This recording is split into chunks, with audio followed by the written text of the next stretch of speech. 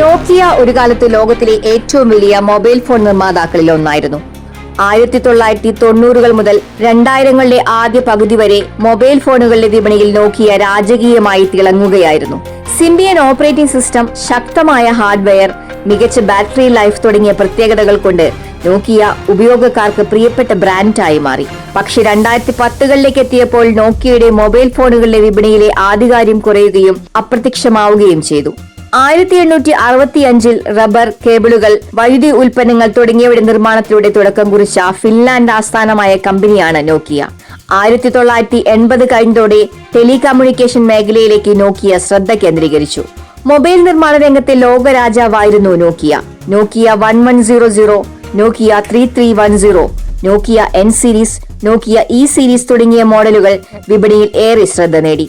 ആകർഷക ഗെയിമുകളും ദൃഢമായ ബിൽഡ് ക്വാളിറ്റിയിലൂടെയും ഉയർന്ന ശേഷിയുള്ള ബാറ്ററിയിലൂടെയും നോക്കിയ വിപണിയിൽ മുന്നേറി. 2007 ഷെയർ മാർക്കറ്റിൽ 50% നോക്കിയ മൊബൈൽ കൈവശം വെച്ചിരുന്നു. എന്നാൽ പിന്നീടുള്ള വർഷങ്ങളിൽ ഇതെല്ലാം തകർന്നടിയുകയായിരുന്നു. ആഗോള സ്മാർട്ട് ഫോണുകളിലെ വിപ്ലവം തിരിച്ചറിയാൻ സാധിക്കാത്തത് നോക്കിയയുടെ പതനത്തിന് പ്രധാന കാരണമായി മാറി. Apple's been very fortunate. It's been able to introduce a few of these into the world. 2007 തുടക്കത്തിൽ ആപ്പിൾ അവരുടെ ആദ്യ സ്മാർട്ട് ഫോണായ ഐഫോൺ പുറത്തിറക്കി. ഇത് മൊബൈൽ ഫോൺ വിപണിയിൽ വലിയ വിപ്ലവം തന്നെ സൃഷ്ടിച്ചു. ടച്ച് സ്ക്രീൻ, മികച്ച ആപ്ലിക്കേഷൻസ്, മികച്ച ഇന്റർനെറ്റ് ബ്രൗസിംഗ് സേവനം എന്നിവ വിപണിയിൽ ശ്രദ്ധ നേടി. പക്ഷേ നോക്കിയ ഈ മാറ്റം തിരിച്ചറിയാൻ വൈകി. സിംബിയൻ എന്ന ഓപ്പറേറ്റിംഗ് സിസ്റ്റത്തിൽ നോക്കിയ കുടുങ്ങിക്കിടന്നു. ശേഷം 2008 ആൻഡ്രോയിഡ് വിപണിയിലേക്ക് എത്തിയപ്പോൾ അതിന്റെ ഓപ്പൺ സോഴ്സ് സംവിധാനവും ഡെവലപ്പർമാർക്ക് നൽകുന്ന സൗകര്യങ്ങളും സ്മാർട്ട് ഫോൺ വിപണിയെ മാറ്റിമറിച്ചു. നോക്കിയയുടെ പ്രധാന ഓപ്പറേറ്റിംഗ് സിസ്റ്റമായ സിംബിയൻ ആപ്പിളിന്റെയും ആൻഡ്രോയിഡിന്റെയും മികച്ച സാങ്കേതിക വിദ്യകളുമായി താരതമ്യപ്പെടുത്തുമ്പോൾ പിന്നിലായിരുന്നു. 2010 ഗൂഗിൾ ആൻഡ്രോയിഡ് അവതരിപ്പിച്ചതോടെ ഒട്ടുമിക്ക മൊബൈൽ നിർമ്മാതാക്കളും ആൻഡ്രോയിഡ് ഓപ്പറേറ്റിംഗ് സിസ്റ്റം സ്വീകരിച്ചു. ഈ സമയം നോക്കിയയ്ക്ക് സിംബിയൻ ആപ്ലിക്കേഷൻ മാർക്കറ്റ് വികസിപ്പിക്കാൻ കഴിയാത്തതുകൊണ്ട് ഉപയോക്താക്കൾ ഐഫോൺ, ആൻഡ്രോയിഡ് ഫോണുകളിലേക്ക് മാറേണ്ട സാഹചര്യമുണ്ടായി. 2011 സിംബിയൻ ഉപേക്ഷിച്ച് മൈക്രോസോഫ്റ്റിന്റെ വിൻഡോസ് ഓപ്പറേറ്റിംഗ് സിസ്റ്റം ഉപയോഗിക്കാൻ നോക്കിയ തീരുമാനിച്ചു.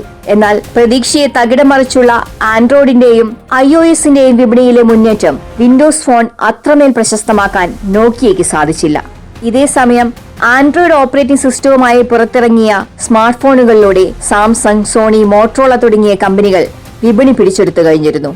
നോക്കിയ ആൻഡ്രോയിഡ് സ്വീകരിക്കാത്തത് കമ്പനിയുടെ ഏറ്റവും വലിയ പിഴവായി കണക്കാക്കപ്പെട്ടു. ഒപ്പം വിലക്കുറവുള്ള സ്മാർട്ട് ഫോൺ മോഡലുകൾ നൽകുന്നതിലും നോക്കിയ പരാജയപ്പെട്ടു. മാറിമറിഞ്ഞ ടെക്നോളജികളെയും ട്രെൻഡുകളെയും മനസ്സിലാക്കാനാവാതെ പഴയ രീതിയിൽ തുടരുകയായിരുന്നു നോക്കിയ. തങ്ങളുടെ ഉപഭോക്താക്കളെ മനസ്സിലാക്കാതെ വന്നു. നോക്കിയയുടെ ബട്ടൺ ഫോണുകൾ നിലവാരത്തിൽ മികച്ചതായിരുന്നുവെങ്കിലും ഉപയോക്താക്കൾക്ക് പുതിയ അനുഭവം നൽകാൻ അത് പര്യാപ്തമല്ലായിരുന്നു.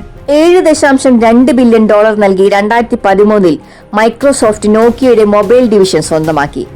ശേഷം നോക്കിയ മോഡലുകൾ ലൂമിയ എന്ന പേരിൽ മൈക്രോസോഫ്റ്റ് ലൂമിയ സ്മാർട്ട് ഫോണുകൾ അവതരിപ്പിച്ചു. എന്നാൽ ആൻഡ്രോയിഡ് സ്മാർട്ട് ഫോണുകളോട് മത്സരിക്കാൻ ലൂമിയ സ്മാർട്ട് ഫോണുകൾ പരാജയപ്പെട്ടതോടെ 2016 മൈക്രോസോഫ്റ്റ് ലൂമിയ സ്മാർട്ട് ഫോണുകളുടെ നിർമ്മാണം അവസാനിപ്പിച്ചു. ഫിൻലാൻഡിൽ പ്രവർത്തിക്കുന്ന HMT ഗ്ലോബൽ എന്ന കമ്പനി 2017 നോക്കിയയുടെ ബ്രാൻഡ് ഉപയോഗിച്ച് നോക്കിയ 6, നോക്കിയ 7+, നോക്കിയ H എന്നീ ആൻഡ്രോയിഡ് ഫോണുകൾ പുറത്തിറക്കി. പക്ഷേ Samsung, apple, Xiaomi, Oppo, Vivo തുടങ്ങിയ കമ്പനികളുടെ ശക്തമായ മത്സരം കാരണം ഈ മോഡലുകളും ശ്രദ്ധ നേടുന്നതിൽ പരാജയപ്പെട്ടു.